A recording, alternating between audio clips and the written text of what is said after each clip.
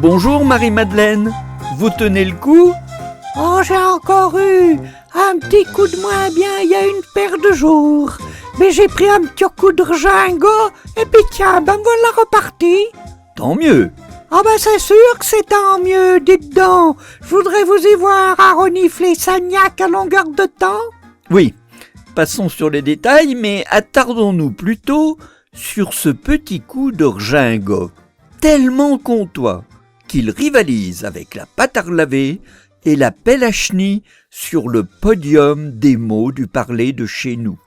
Pensez-vous, le podium, mais c'est que du naturel, c'est du vin cuit que je fais avec mes noix. Oui, dans gingot, on retrouve, comme d'ailleurs dans relaver, le préfixe « re », très utilisé en comté et qui exprime de faire à nouveau ou parfois de faire avec insistance.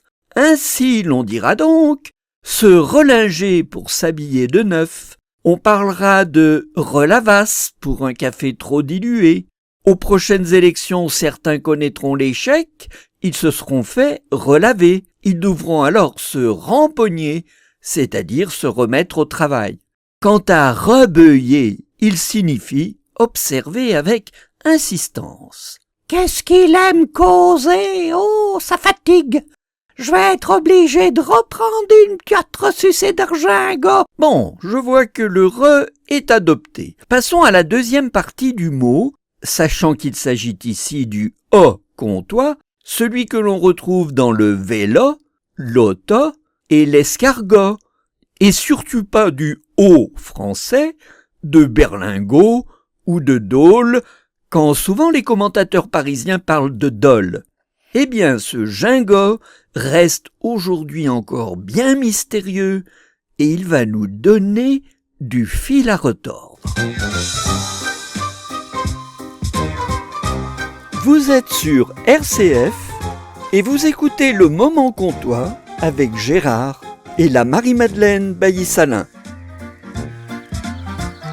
Si l'on part de cette idée qu'un petit coup de gingot, c'est dans l'usage comtois une consommation liquide ou solide qui va redonner des forces à quelqu'un de très affaibli, à quelqu'un qui aurait la molle, comme disent nos voisins vaudois, alors on va très vite s'orienter vers une racine latine qui signifie la jambe, la cuisse, et donc ces membres par lesquels nous sommes debout et en mouvement.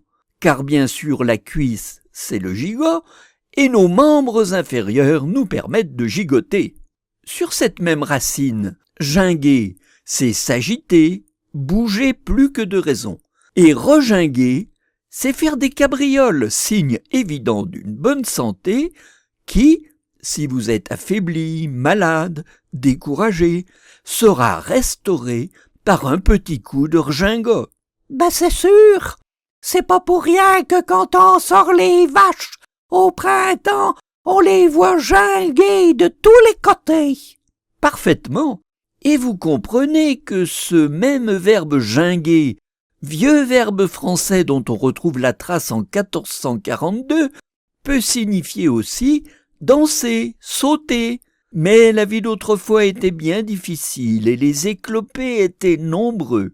Et en français déjà un peu vieilli, aller de guingois, c'est sautiller de travers, là où les valides marchent droit. Et ginguer, c'est aussi dans nos campagnes ruer, d'où l'idée de donner un coup de pied pour éloigner, d'où découle, j'étais colère, je l'ai envoyé ginguer. Ben savez, vous nous avez saoulés avec votre petit coup d'orgingot. C'est vrai? Oh ben vous n'avez encore pas tout vu, car ce mot d'orgingot garde encore bien des mystères. Maintenant qu'on a bien expliqué ce mot sur cette racine posée sur les jambes, le saut, la danse, comment expliquer qu'en Bourgogne, l'orgingot c'est un bon repas, parfois même un repas spécialisé, 8 jours après les fiançailles, ou ce grand repas aussi où l'on tue le cochon. Et tout se complique un peu plus si l'on écoute ceux qui nous expliquent que le ginguet était au XVIe siècle un vin aigre, on dirait aujourd'hui de la piquette, qui faisait tressaillir ceux qui le buvaient, d'où découlerait aussi le reginglet, qui est en argot le vin nouveau, autre origine possible du regingot. Oh, dites, je m'en vais aller éplucher ma soupe. À la revoyote. Déjà, au revoir Marie-Madeleine. Vous parlez, oh, il nous bassine avec son latin.